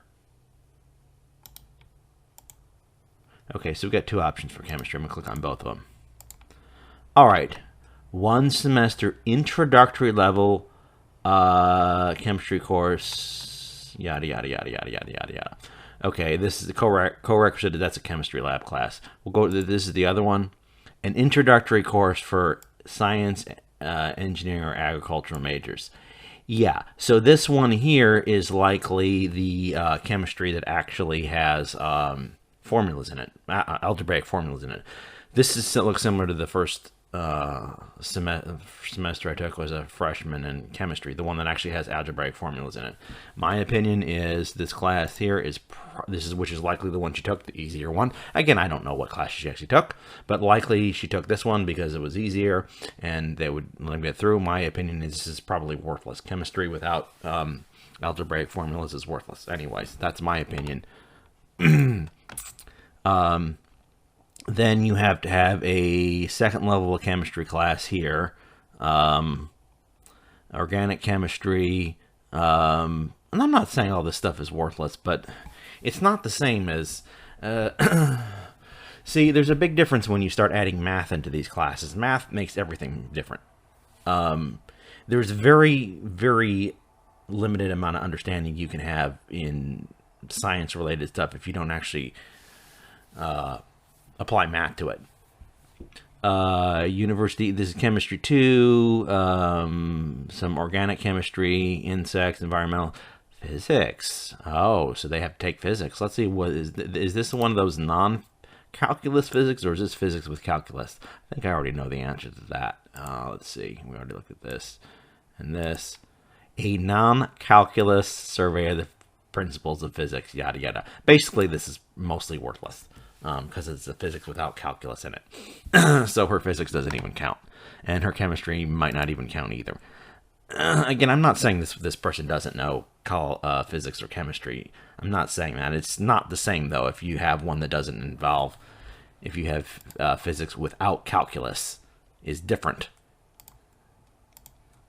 As physics with calculus here. Another humanities, social sciences, animal sciences, genetics. Oh, she had a genetic class. Interesting. That's interesting. She actually took principles of genetics. Let's click on this. Fundamentals of heredity with special emphasis on it's a farm animals improvement. Okay. Oh, and see that in the okay. So that's that. Animal nutrition, behavior of animals, cow, calf, management, swine production, sheep production, horse production, yada yada. Okay, all these are for somebody who wants to be a vet. Okay.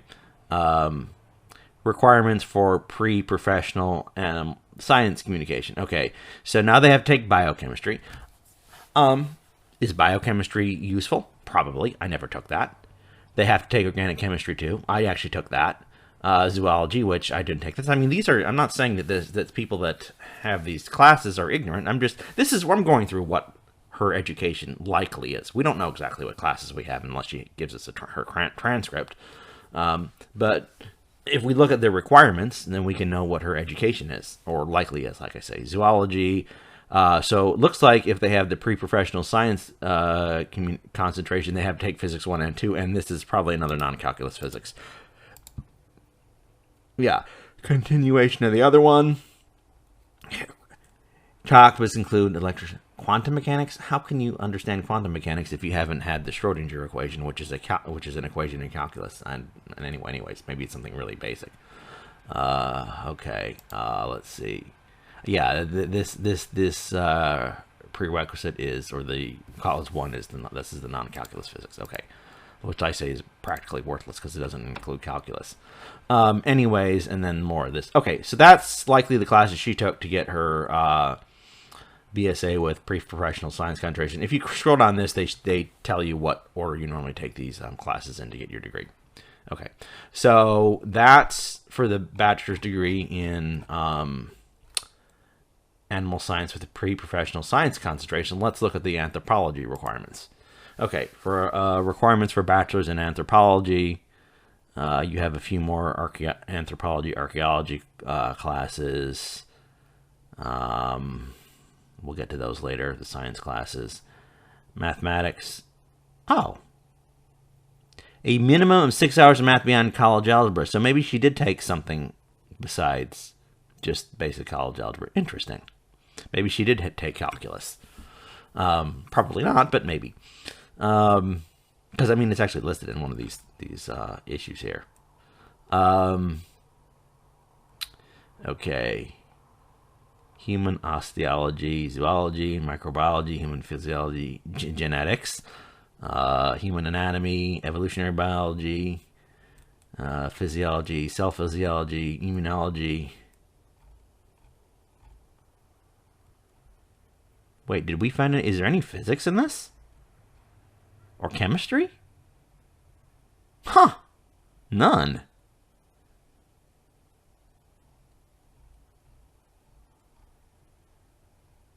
There's biochemistry, organic chemistry.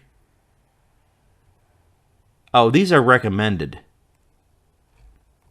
This is just the recommended classes.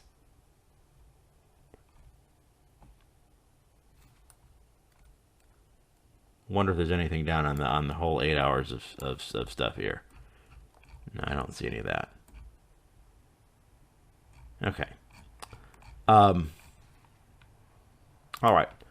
So let's look at now she's getting her PhD in biological anthropology. No. Something in anthropology. Anyhow, she's getting her PhD in anthropology. I think it's biological anthropology. And let's look at what courses they take. And if you scroll down through these here, all the classes that they have to take,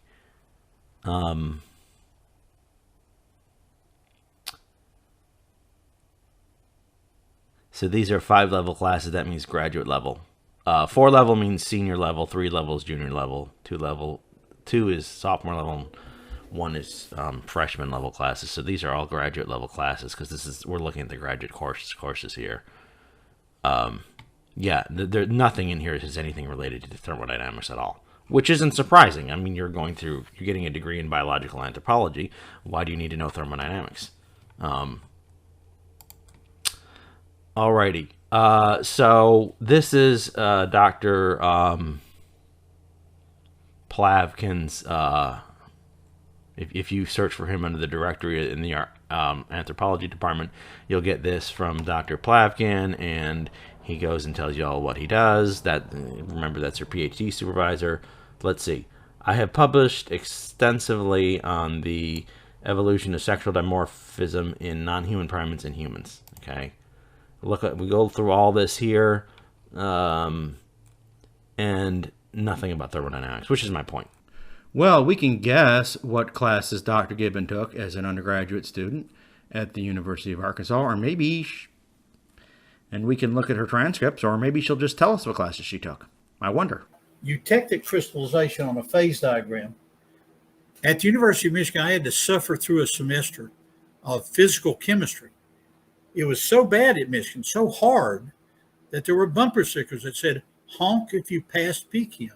I mean, for what it's worth, my undergraduate degree was entirely STEM. I was pre-vet at the time, so I took 2 semesters of inorganic chem, 2 semesters of organic chem, 1 semester of biochem, and 2 semesters of physics alongside all the biology courses. And I feel like phase diagrams were not the difficult portion of inorganic chemistry. So regarding her comment about David McQueen and physical chemistry, she says she took inorganic chemistry and it wasn't that hard. There is a difference between physical chemistry and inorganic chemistry. I took physical chemistry and inorganic chemistry. In fact, I took 2 classes in physical chemistry. So she's incorrect about that. Regarding her qualifications as far as college classwork, as far as understanding thermodynamics, let me just say this. In college, I took 1 biology class. This does not make me a biologist just because I took a biology class in college, even though that class was all about biology. Dr. Gibbon just told us that she took 2 physics classes in college. Despite the fact that this was non-calculus physics, it probably did include some thermodynamics among a host of other unrelated physics topics. This does not mean that Dr. Gibbon is qualified to design a heat exchanger for an air conditioner, a heat exchanger for a heat pump, or a heat exchanger for a nuclear power plant, just because she had 1 class in thermodynamics. Her knowledge on it is very limited. I wonder, what experience does she have in genetics? Well, I don't know that I need to wonder. We looked at the college classes that she likely took. So she has some experience in genetics. She actually took a class in it. So she has more knowledge in genetics than she does in thermodynamics. I wonder what her opinion is about her ability to discuss genetics. I wonder if she feels hesitant to discuss genetics. I wonder if she feels confident to discuss genetics. Standing for truth. LOL, yup, it is really bad. Her videos aren't any better than that one either. The arguments she uses and the sloppiness of her videos, once again, just more evidence for genetic entropy. I find this very funny because Monkey for Truth has in the past complimented my editing abilities and put forward the idea that he doesn't like editing. So that's also enjoyable. The classic bait and switch Monkey for Truth move. And then I guess he comments again, and I haven't seen this. Post in the comments at this point what you think this video is going to be. Let's enjoy. It's not a geneticist. Genetic entropy is something that he mentions a lot in this book. This is a 2-minute and 6-second video of compilations of me saying I'm not a geneticist, something that I use to preface when I'm talking about an area that I have had no more formal training in than undergraduate courses, something I doubt Monkey for Truth has had. Knowing your limitations is a part of honest science, so I'm not surprised that Monkey for Truth does not like that attitude. So, despite the fact that Dr. Gibbon actually had a full college class about genetics, she's not competent enough to discuss genetics. She's not a geneticist, but she will discuss thermodynamics as if she's competent in that.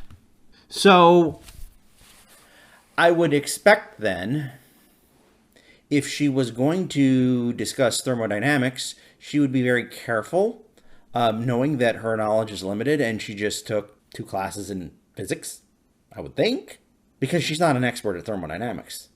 That's what I would think anyways. Since the video from Standing for Truth that she just discussed is so short, let's play the entire thing. Genetic entropy is something that he mentions a lot in this book. Genetic entropy is really, really stupid. But I'm also not a geneticist and that's not really my world. Yeah, I'll be the first one to admit that I'm not a geneticist. Again, I'm not a geneticist. I can't say for certain genetics is not my forefront because I'm not a geneticist. Again, not a geneticist, and I'm not a geneticist. I'm not a biochemist. I'm not a geneticist.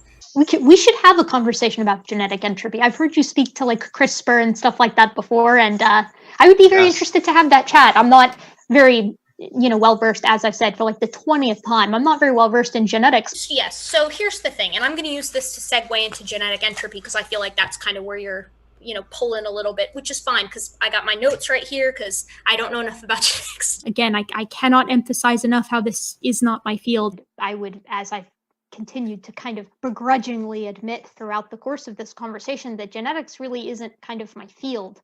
I can talk to you a lot about, other stuff, but genetics isn't it. I don't know about because this isn't my field. Genetics really isn't kind of my field. We're not going to be touching very much on genetic entropy. I feel very comfortable hand-waving it. I'm not a geneticist. That's not my field. I wish I could give you a better answer. I can't give you great answers because I don't know them. Idiot. When we see genetic entropy, I'm going to say genetic entropy, and I'm going to do the genetic entropy sign, and we're going to say it's like this, and then I'm going to say skip. So I'm going to be like genetic entropy, skip.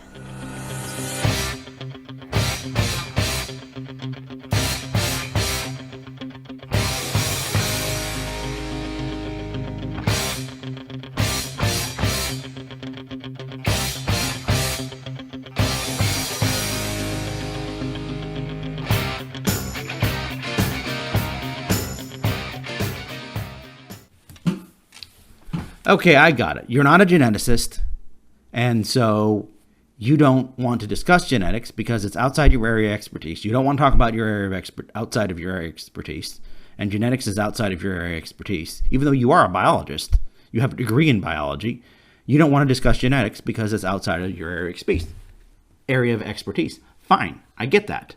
But you're going to discuss thermodynamics? I wonder,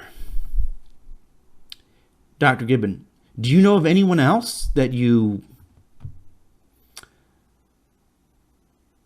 talk to or deal with on a regular basis that you think is unqualified to discuss thermodynamics? What about Donny Budinsky's knowledge of thermodynamics? I wonder what Dr. Gibbon thinks about that. Now, Ramat made a predictably insane stab at it where he, among other things, didn't understand what a half-life is. These guys are going to debunk radiometric dating, you guys. But since this was technically a response, an attempt at answering the questions, I went ahead and answered it in 2 overly gratuitous 2-hour video installments, because no one has ever accused me of not being thorough. But like I said, and pardon my language, but they were piss poor, right? So I ended my second video with basically none of this works, try again, and then I received radio silence.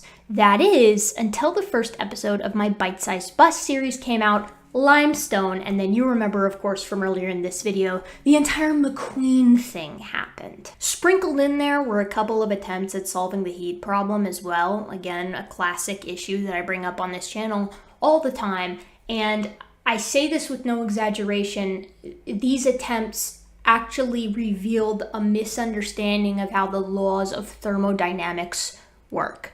So needless to say, the problem remains unsolved. So Dr. Gibbon says that Donny Budinsky doesn't even understand the basics of thermodynamics.